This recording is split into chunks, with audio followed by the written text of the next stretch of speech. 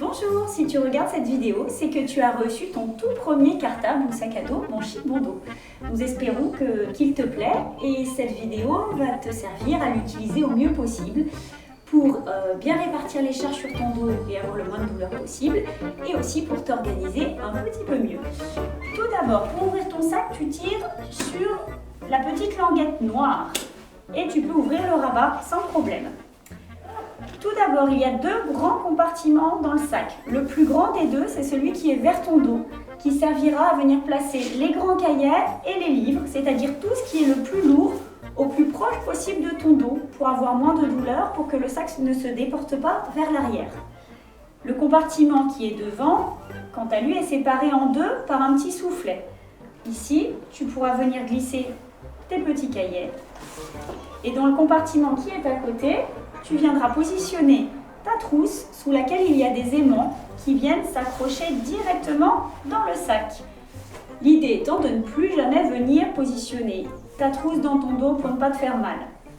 Toutefois, si tu as besoin de plus de place parce que tu n'as que des grands livres et des grands cahiers, tu peux ouvrir le soufflet qui est au milieu et venir le coller contre la paroi. Tu pourras ainsi venir aussi mettre des grands cahiers à l'avant. Dans ce même compartiment, il y a une pochette à l'avant qui est conçue pour venir y glisser des masques en ce moment, un étui à lunettes ou des jouets, tout ce que tu voudras y glisser. Il y a aussi un cordon pour accrocher une clé, un badge d'école, de bus, comme tu le voudras. Le dernier rangement sert à glisser ton agenda complètement à l'avant.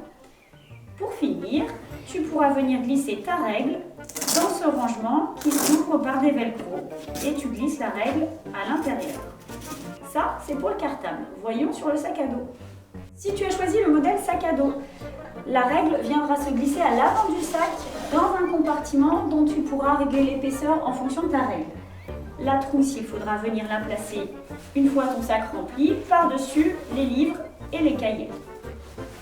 Une fois ton sac rempli, tu viendras mettre ta gourde dans le compartiment de droite et la pochette à goûter sur le soufflet que tu auras ouvert sur le côté gauche. Te voilà prêt! Maintenant que tu as bien rempli ton sac, il faut le positionner correctement sur ton dos.